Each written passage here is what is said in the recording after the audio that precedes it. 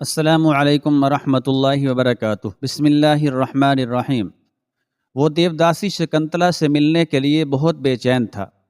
پھر جب کامران نے شکنتلا کو دیکھا تو کچھ دیر کے لیے اپنے حواس کھو بیٹھا۔ خوبصورت دیوداسی پہلے ہی مظلومیت کا ایک مجسمہ بن چکی تھی، مگر آج کامران نے اسے دیکھا تو یوں محسوس ہوا کہ جیسے ظلم کی تیز ہواؤں نے جگہ جگہ اس مجسمے میں شگاف ڈال دیے ہوں۔ سرخ رخساروں پر سیاہ اور نیلے داغوں نے شکنتلا کے نقش و نگار بدل کر رکھ دیے تھے۔ کامران کو اپنی نظروں کے سامنے زندہ دیکھ کر وہ راما راؤ کے مظالم کی داستان کو فراموش کر بیٹھے۔ بس اسے اپنی نامراد زندگی کا آخری باب یاد رہا کہ شجاع الدین کامران موت کے منہ سے واپس آ گیا ہے۔ شکنتلا کچھ دیر تک سکتے کے عالم میں کھڑی رہی اور پھر شدت جذبات سے مغلوب ہو کر بے ہوش ہو گئی۔ شکنتلا کے لیے یہ اچانک خوشی ناقابل برداشت تھی۔ کامران اسے اٹھا کر اپنے کمرے تک لایا اور بڑے کرب و اضطراب کے ساتھ دیوداس کے ہوش میں آنے کا انتظار کرنے لگا۔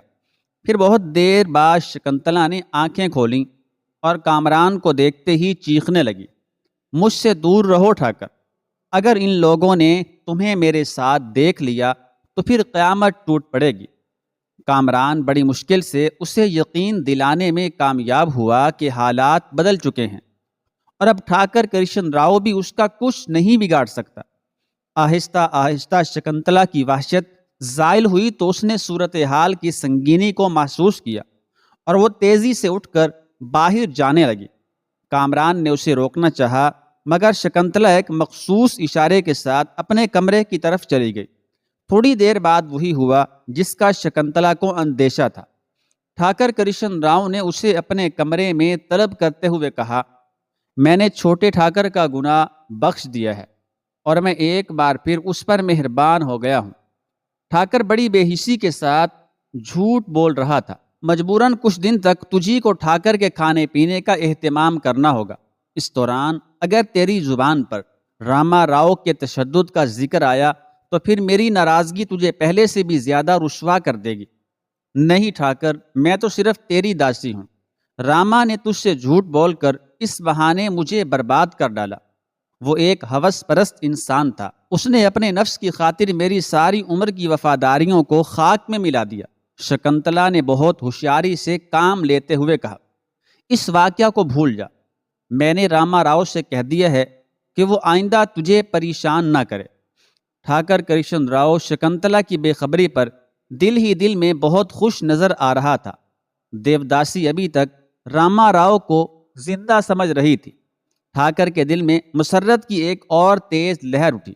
وہ اپنے آپ کو ایک کامیاب منصوبہ ساز سمجھ رہا تھا۔ شکنتلا حسب معمول کھانا لے کر آئی۔ کامران نے اس کے چہرے پر ابھرے ہوئے نشانات کا سبب جاننا چاہا تو وہ خاموش بیٹھی رہی اور برتن لے کر واپس چلی گئی۔ کامران حیرت سے اسے جاتے ہوئے دیکھتا رہا۔ نصف شب کے قریب وہ خفیہ راستے سے دوبارہ کامران کے کمرے میں داخل ہوئی۔ آنے سے پہلے شکنتلا نے راہداری میں دور تک گھوم کر اپنے گرد و پیش کا جائزہ لیا تھا۔ پھر مطمئن ہو کر وہ کامران کے پاس آئی تھی اور اس سے اس طویل غیر حاضری کا سبب پوچھ رہی تھی۔ کئی بار بے اختیار ہو کر اس نے کامران کے ان زخموں کو بھی چھو لیا تھا جن کے نشانات چہرے پر باقی رہ گئے تھے۔ کامران نے اپنی داستان درد سنائی تو شکنتلا اس قدر وارفتہ ہو گئی کہ بہت دیر تک ہچکیوں سے روتی رہی۔ پھر جب نرسنگا کی مہربانیوں کے ذکر آیا تو شکنتلا کی حالت غیر ہو گئی اور وہ اپنی زبان پر قابو نہ رکھ سکی۔ اس نے میرے ٹھاکر کو بچا لیا، اب مجھے نرسنگا سے کوئی شکایت نہیں۔ شکنتلا کی محبت بڑی عجیب محبت تھی۔ ایک لٹیرے نے جب اس کے محبوب کی مسیحائی کی تو وہ اپنا زخم بھول گئی اور اس نے نرسنگا جیسے قاتل کو معاف کر دیا۔ کامران شکنتلا کے الفاظ پر چونک اٹھا۔ جب اس نے دیوداسی سے وضاحت چاہی تو شکنتلا نے برجستہ ایک معقول بہانہ تراشتے ہوئے کہا، نرسنگا نے بے شمار عورتوں کو تباہ کیا ہے اور ایک عورت کی حیثیت سے وہ میرا بھی مجرم ہے، مگر جب اس نے تمہاری خاطر کرشن راؤ کے ٹھوکر مار دی تو پھر میں نے بھی اپنا گناہ معاف کر دیا۔ شجاع الدین کامران لفظوں کے پیچ و خم سے بہل گیا اور بہت غور سے اس عورت کے چہرے کو دیکھنے لگا جو گناہ کے حصار میں رہتے ہوئے بھی نیکی کی تلاش میں بھٹک رہی تھی۔ مگر تیرے یہ داغ کیسے ہیں شکنتلا؟ کہیں تو مجھ سے کچھ چھپا تو نہیں رہی ہے؟ یکا یک کامران نے چونک کر کہا۔ شکنتلا نے ایک بار پھر ٹالنے کی کوشش کی، مگر جب کامران نے اسے مجبور کر دیا تو پھر وہ رو رو کر ٹھاکر اور راما راؤ کی درندگی کا افسانہ سنانے لگی۔ کامران پر کئی بار وحشت طاری ہوئی، مگر شکنتلا نے ہر مرتبہ اس کا وعدہ یاد دلایا کہ وہ مشتعل نہیں ہوگا۔ کامران نے بڑے کرب کے عالم میں یہ خو چکا حکایت سنی۔ پھر شکنتلا خاموش ہوئی تو وہ دیوانہ وار چیخ اٹھا۔ اگرچہ میں حالات سے بے خبر تھا شکنتلا، لیکن اللہ کا شکر ہے کہ میں نے راما راؤ سے تیری رسوائیوں کا بدلہ لے لیا۔ راما راؤ کے قتل کی تفصیلات سن کر شکنتلا ایک بار پھر رونے لگی۔ ٹھاکر، تو کس کس سے میری موت کا انتقام لے گا؟ یہاں تو سارا شہر ہی میرا قاتل ہے۔ مجھے اختیار مل جائے میں سارے شہر ہی کو پھونک ڈالوں گا۔ کامران پر وحشت طاری تھی۔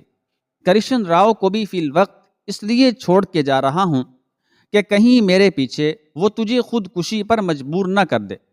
نہیں ٹھاکر، مجھے اس وقت تک موت نہیں آئے گی جب تک میں ظالموں کی اس جماعت کا انجام اپنی آنکھوں سے نہ دیکھ لوں۔ شکنتلا نے چھت کی طرف دیکھتے ہوئے کہا، جیسے اس کی نظریں پتھروں کے جگر میں شگاف ڈال کر آسمان تک پہنچنا چاہتی ہوں۔ سردار نرسنگا شام ہوتے ہی اپنے 150 ساتھیوں کے ساتھ اپنے 150 ساتھیوں کے ہمراہ بڑے مندر پہنچ گیا۔ یہ تمام لٹیرے سادھوؤں کے بھیس میں تھے، مگر ان کی لمبی عباؤں کے نیچے شمشیریں چھپی ہوئی تھیں۔ کامران کے آنے سے پہلے کرشن راؤ نے نرسنگا سے درخواست کی، سردار، میں تجھ سے تنہائی میں چند باتیں کرنا چاہتا ہوں۔ ٹھاکر کی آواز لرز رہی تھی۔ نرسنگا نے کچھ سوچا اور پجاری رام سروپ کے کمرے میں چلا گیا۔ ٹھاکر نے کانپتے ہاتھوں سے دروازہ بند کیا اور نرسنگا کے پاؤں پکڑ لیے۔ سردار، میری زندگی اور عزت اب تیرے ہاتھ میں ہے۔ کرشن راؤ بچوں کی طرح رو رہا تھا۔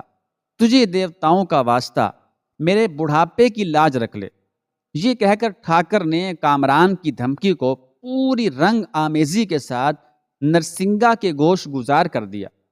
تیری شہ نے اسے پاگل بنا دیا ہے۔ وہ یہاں سے نکلتے ہی مجھے مار ڈالنے کی کوشش کرے گا، یا پھر سلطان کو میری اسلام دشمن سرگرمیوں کی خبریں پہنچا دے گا۔ پھر سرکاری سطح پر تفتیش ہوگی، میرے تمام آدمی گرفتار کر لیے جائیں گے۔ اس طرح ممکن ہے کہ کسی شخص کی زبان لڑکھڑا جائے اور وہ یہ راز فاش کر دے کہ اس تحریک کی سرپرستی سردار نرسنگا کر رہا ہے۔ یہ ہم سب کے لیے بڑا جان لیوا حادثہ ہوگا۔ کرشن راؤ کی فریاد سن کر نرسنگا کے چہرے پر ایک عجیب سا رنگ آ گیا۔ اب بھی وقت ہے نرسنگا، بھگوان کے لیے کامران کو باہر جانے سے روک لے۔ میرا کیا ہے، میں تو اپنی عمر کاٹ چکا، مگر یہ طوفان پورے ہندو دھرم کو لے ڈوبے گا۔ تو اس لڑکے کو نہیں جانتا، وہ بڑا منتقم المزاج نوجوان ہے۔ جب اپنے ماموں سے بدلہ لینے کے لیے وہ یہاں تک آ پہنچا تو پھر مجھے کس طرح معاف کرے گا؟ اگر وہ ایک بار مندر سے نکل گیا تو اسے سلطان کے دربار تک جانے سے کوئی نہیں روک سکتا۔ کرشن راؤ نے اس قدر مضبوط دلیل پیش کی تھی کہ تھوڑی دیر کے لیے نرسنگا کا یقین بھی متزلزل ہو گیا۔ کیا تو سمجھتا ہے کہ ایسا کرنے کے بعد وہ زندہ رہ سکے گا؟ نرسنگا کے ہونٹوں سے اچانک آگ برسنے لگی تھی۔ ہم لوگ تو حکومت کی نظروں میں آ چکے ہوں گے، پھر اگر اس کے جسم کے ٹکڑے بھی ہو جائیں تو کیا فرق پڑتا ہے؟ کرشن راؤ کی وحشت بدستور قائم تھی اور اس کی نظریں اپنے مستقبل پر بربادی کے گہرے سائے منڈلاتے دیکھ رہی تھی۔ نرسنگا نے کوئی جواب نہیں دیا، مگر اس کے چہرے کے اتار چڑھاؤ سے اندازہ ہو رہا تھا کہ وہ شدید پیچ و تاب میں مبتلا ہے۔ اتنے میں شجاع الدین کامران بھی پہنچ گیا۔ نرسنگا کو دیکھ کر اس نے غیر معمولی خوشی کا اظہار کیا، مگر نرسنگا کے چہرے پر پتھروں جیسی سختی نمایاں تھی۔ کامران نے اس تبدیلی کو فوری طور پر محسوس کرتے ہوئے کہا، سردار تیری طبیعت تو ٹھیک ہے؟ نرسنگا نے کامران کے سوال کو یکسر نظر انداز کر دیا اور انتہائی تند و تیز لہجے میں بولا، آج سردار نرسنگا تجھ سے کیا ہوا عہد پورا کر رہا ہے۔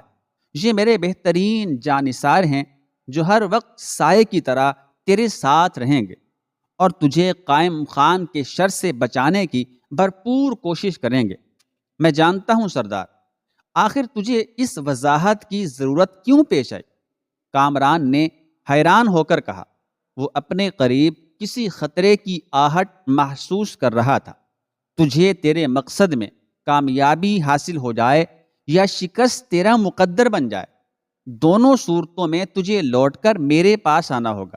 نرسنگا کا لہجہ کچھ اور سخت ہو گیا تھا۔ اگر تو نے ٹھاکر کرشن راؤ سے انتقام لینے کے لیے حکومت تک پہنچنے کی کوشش کی تو پھر میرا قہر تجھ پر عجیب انداز میں برسے گا۔ تو میرے جنگل کے اسرار سے بھی واقف ہے اور ٹھاکر کے مندر کے رازوں سے بھی۔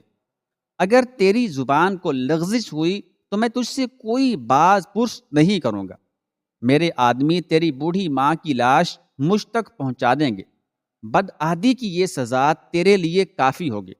سردار نرسنگا کی یہ تنبیہ شجاع الدین کامران کے لیے ناقابل فہم تھی۔ وہ سوچ بھی نہیں سکتا تھا کہ نرسنگا اس سے اس قدر خوفناک لہجے میں بات کرے گا۔ سردار، مجھے اس کی شکایت نہیں کہ تیری آواز جارحانہ ہے اور چہرے پر وحشت و بربریت کا رنگ نمایاں ہے، کامران نے انتہائی کرب کے ساتھ کہا۔ میں جانتا ہوں کہ تو سراپا آگ ہے۔ تیری ذات میں شبنم کی خنکی ڈھونڈنے والے بہت بڑے احمق ہیں، مگر مجھے تیری یہ ادا پسند نہیں آئی کہ تو اپنے جانثار پر بھی شک کرتا ہے۔ میں نے تیرا یہ روپ آج پہلی بار دیکھا ہے۔ اپنے آپ کو دھوکہ نہ دے چھوٹے ٹھاکر۔ تو یہ بات بھی خوب جانتا ہے کہ نرسنگا کسی پر اعتبار نہیں کرتا۔ سردار کے چہرے اور آواز سے بھی رعونت جھلک رہی تھی۔ میری دنیا کے اپنے قانون ہیں، میں کسی کے اصول اور ضابطے کا محتاج نہیں۔ شجاع الدین کامران نے مزید کچھ کہنا چاہا مگر نرسنگا درمیان ہی میں بول اٹھا، کامیابی تیرے قدم چومے یا ناکامی تیرا مقدر بن جائے، تجھے ہر حال میں لوٹ کر میرے پاس آنا ہے۔ اگر تو واپس نہ آیا تو میں پہلے ہی تیرے لیے دردناک سزا کا انتخاب کر چکا ہوں۔ نرسنگا غداروں کو ایک وار میں ہلاک نہیں کرتا، وہ انہیں تڑپا تڑپا کر مارتا ہے۔ پجاری رام سوروپ کے کمرے پر گہرا سکوت طاری تھا۔ کامران کی حالت ناقابل بیان تھی، مگر ٹھاکر کرشن راؤ بہت زیادہ مطمئن نظر آ رہا تھا اور اس کے ہونٹوں پر ایک فاتحانہ مسکراہٹ ناچ رہی تھی۔ یکایک سردار نرسنگا پجاری کے کمرے سے نکل آیا۔ اس کی تقلید میں پہلے کرشن راؤ باہر نکلا اور پھر شجاع الدین کامران بھی مندر کے صحن میں آ گیا، جہاں نرسنگا کے 150 قزاق سادھوؤں کے بھیس میں چپ چاپ کھڑے تھے۔ نرسنگا نے اپنے ساتھیوں کو مخاطب کرتے ہوئے کہا، اگر قسمت کی خرابی کے سبب بازی الٹ جائے اور قائم خان کے آدمی چھوٹے ٹھاکر پر قابو پالیں تو پھر اسے بے دریغ قتل کر دینا۔ نرسنگا کا حکم بہت وحشیانہ تھا۔ صرف چھوٹے ٹھاکر کی بات نہیں، اگر تم میں سے بھی کوئی نامراد زخمی ہو جائے اور اس کی گرفتار ہو جانے کا خطرہ ہو تو پھر اس پر لازم ہے کہ وہ اپنی ہی تلوار سے اپنی گردن کاٹ ڈالے۔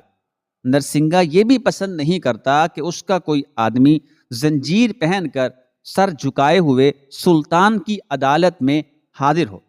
اس کے بعد نرسنگا نے مڑ کر نہیں دیکھا اور اپنے چند ساتھیوں کے ہمراہ مندر کی حدود سے نکلا اور رات کے اندھیروں میں گم ہو گیا۔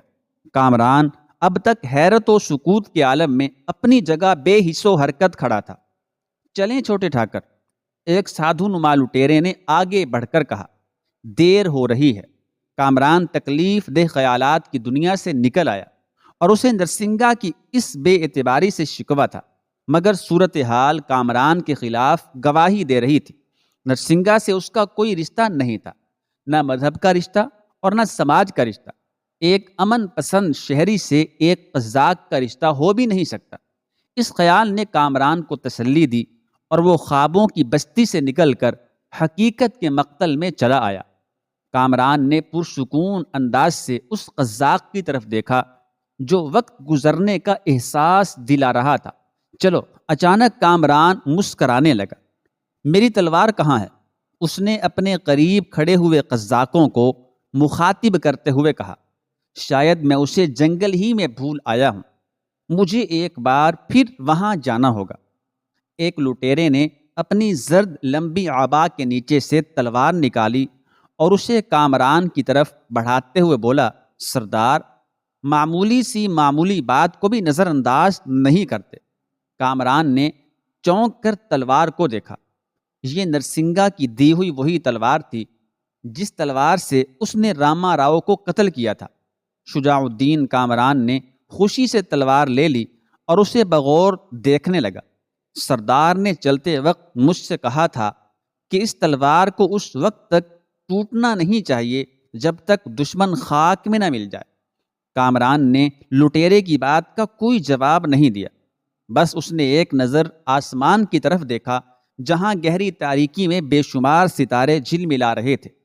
پھر وہ اپنے گرد و پیش کو فراموش کر کے آگے بڑھا۔ کامران، میرا بہترین مشورہ یہی ہے کہ اس مندر کی حدود سے باہر نہ جا، اور اگر تجھے جانا ہی ہے تو سردار کے ایک ایک حکم کی تعمیل کرنا، نہیں تو دنیا کی کوئی طاقت تیری زندگی کی ضمانت نہیں دے سکتی۔ جوانی کا جوش تجھے ورغلائے تو اپنی ماں کے بڑھاپے کا خیال کرنا۔ ٹھاکر کرشن راؤ نے بڑی عیاری کے ساتھ سردار نرسنگا کے الفاظ دہرائے تھے۔ وہ چلتے چلتے بھی اسے آزار پہنچانا چاہتا تھا، مگر کامران نے ٹھاکر کی تنبیہ کو اس طرح جھٹلا دیا جیسے کوئی مسافر راستے کی گرد کو جھاڑ کر اپنا لباس صاف کر دیتا ہے۔ شہر دہلی کی وہ بڑی عجیب رات تھی۔ سلطان ناصر الدین محمود اپنے مخصوص کمرے میں سجدہ ریز تھا۔ فرش پر ایک عام سی چٹائی بچھی ہوئی تھی اور ہندوستان کا والی کسی مجبور اور بےکس انسان کی مانند اپنے خدا کے آگے گڑ گڑا رہا تھا۔ اے مالک ارض و سما، یہ تیرا کرم تھا کہ تو نے اپنے حقیر بندے ناصر الدین کو تاج شاہی سے سرفراز کیا۔ میرے آباء و اجداد کے پیروں میں زنجیر غلامی تھی، مگر تیری بے مثال رحمت نے رسوائی کے اس لوہے کو پگھلا دیا۔ صحرا کی تپتی ہوئی ریت ہمارا مقدر تھی، مگر تو نے اس خطۂ زمین کو ہمارے زخم خوردہ جسموں کے لیے ریشم و گل کی سیج بنا دیا۔ ہمارے ہاتھ گداگروں کا کشکول تھے، مگر تو نے انہیں اپنی لازوال بخشش و عطا کے صدقے میں اس طرح سیم و زر سے بھر دیا کہ بے شمار خزانے ہماری ملکیت قرار پائے۔ ہمیں توفیق دے کہ ہم تیری نعمتوں کو تیرے بندوں میں پورے انصاف کے ساتھ تقسیم کر سکیں۔ سلطان ناصر الدین محمود کی آنکھوں سے آنسو بہہ رہے تھے۔ اے خدا، تو اس پر قادر ہے کہ جس کے ذریعے چاہے اپنے دین کو سربلند کرے۔ ہم تیرے بہت عاجز و ناتواں بندے ہیں، بے شک ہم اس لائق نہیں کہ امانت کا بارے گراں اٹھا سکیں، مگر تو اپنے فضل و کرم سے ہمیں اتنی استقامت بخش دے کہ ہم تیرا پیغام بت خانہ ہند کے بعید ترین گوشوں تک پہنچا سکیں۔ اور اے ہمارے رب، ہمیں اس حالت میں دنیا سے نہ اٹھا کہ ہم بددیانت و خائن کہلائے جائیں اور ہمارا شمار ان لعنت زدہ انسانوں میں ہو جن پر تیرا غضب نازل ہوا۔ قصر سفید کے دوسرے گوشے میں الغ خان یعنی غیاث الدین بلبن کی محفل نشاط آراستہ تھی۔ حکمرانی کے منصب پر فائز ہونے سے پہلے الغ خان انتہائی سخت گیر ہونے کے ساتھ ساتھ ایک عیش پرست انسان تھا۔ وہ شراب بھی پیتا تھا، مگر کسی نے اسے کم ظرفوں کے درمیان بیٹھ کر پیتے نہیں دیکھا۔ الغ خان یعنی بلبن کی مجلس کیف و مستی میں اعلیٰ نسل کے شرفاء اور خوددار لوگ شریک ہوتے تھے۔ اس رات بھی وہ قصر سفید کے ایک آراستہ کمرے میں اپنے امراء کے ساتھ شراب پی رہا تھا، مگر اس طرح کے جام سرخ اس کے مضبوط ہاتھوں میں تھا اور ذہن مستقبل کی شاہراہ پر بہت تیزی سے سفر کر رہا تھا۔ وہ مستقبل جو سورج کی طرح روشن و تابناک تھا۔ الغ خان ایک خوش نصیب امیر تھا۔ اس نے اب تک بساط سیاست پر جس قدر چالیں چلی تھیں وہ سب کے سب کامیابی سے ہمکنار ہوئی تھی۔ اس کے فیصلوں کو کوئی روکنے والا نہیں تھا، یہاں تک کہ سلطان ناصر الدین محمود کا اقتدار بھی قصر سفید کے ایک گوشے تک سمٹ کر رہ گیا تھا۔ الغ خان کی دانش مندی یہ تھی کہ سارا ہندوستان ناصر الدین محمود کو فرما روا سمجھتا تھا، مگر جاننے والے جانتے تھے کہ پس پردہ کس کی احکام پر عمل درآمد ہوتا ہے۔ الغ خان ناصر الدین محمود کے مزاج میں اس قدر دخیل تھا کہ وہ درویش صرف سلطان اپنے وزیر اعظم کی مرضی کے خلاف کوئی قدم اٹھانے کے متعلق سوچ بھی نہیں سکتا تھا۔ دہلی کے ایک نسبتاً سنسان گوشے میں قائم خان راجپوت کی حویلی کسی پہاڑی چٹان کی طرح نظر آ رہی تھی۔ واضح رہے کہ یہ وہ قائم خان نہیں ہے جس کی نسل آج بھی قائم خانی راجپوتوں کے نام سے مشہور ہے۔ ایک روایت کے مطابق قائم خانی راجپوتوں کے مورث سے اعلیٰ زین الدین خان، ظہیر الدین خان اور ضمیر الدین خان اپنے اصلی وطن سے نکل کر راجپوتانہ کے علاقے میں چلے آئے تھے، جہاں ان لوگوں نے مذہب اسلام کے لیے قابل ذکر خدمات انجام دی، جن سے متاثر ہو کر اس علاقے کے مسلمان حاکم نے انہیں قائم خان کا خطاب دیا، اور پھر قائم خانی راجپوت ایک مستقل قبیلے کی حیثیت اختیار کر گئے۔ تاہم اس خاندان کے کچھ لوگ اپنے آپ کو لال خانی بھی کہلواتے ہیں۔ سندھ کے کچھ شہروں میں آج بھی یہ بہادر نسل اپنی خاندانی روایات کے ساتھ آباد ہے۔ قائم خانی راجپوت مارواڑی زبان بولتے ہیں۔ سلطان فیروز شاہ تغلق کے آخری زمانے میں راجپوتوں کے اس خاندان نے قائم خان کا لقب اختیار کیا۔ تاریخی اعتبار سے وہ لگ بھگ 775 ہجری کا زمانہ ہے۔ ہماری کہانی کا برا آدمی قائم خان راجپوت تقریباً 620 ہجری میں پیدا ہوا تھا۔ محض اتفاق ہے کہ تاریخ میں ایک ہی نام کے دو مشہور آدمی نظر آتے ہیں، پھر بھی دونوں کے درمیان 150 سال سے زیادہ کا وقفہ ہے۔ قائم خان نے خوشامد اور سیاست سے کامیابی کے کئی مراحل طے کر لیے تھے۔ اسے دربار شاہی میں رسائی حاصل ہو گئی تھی، اور وہ بھی دوسرے درجے کے امراء میں شمار ہونے لگا تھا۔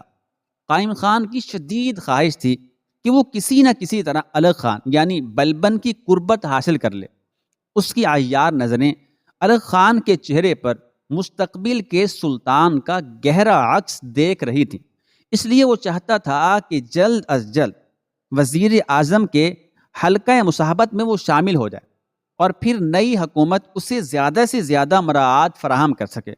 قائم خان دن رات اپنے اس خواب کی تعبیر میں سرگرداں رہتا تھا، مگر کبھی کبھی یہ خواہش بھی پوری شدت کے ساتھ ابھرتی تھی کہ اگر یاسمین خانم ایک بیوی کی حیثیت سے الغ خان کے حرم میں داخل ہو جائے تو پھر درے پردہ اس کی بیٹی ہندوستان پر حکومت کرے گی، اور بیٹی کے حوالے سے وہ خود بھی ہندوستانی مخلوق کی تقدیر بن جائے گا۔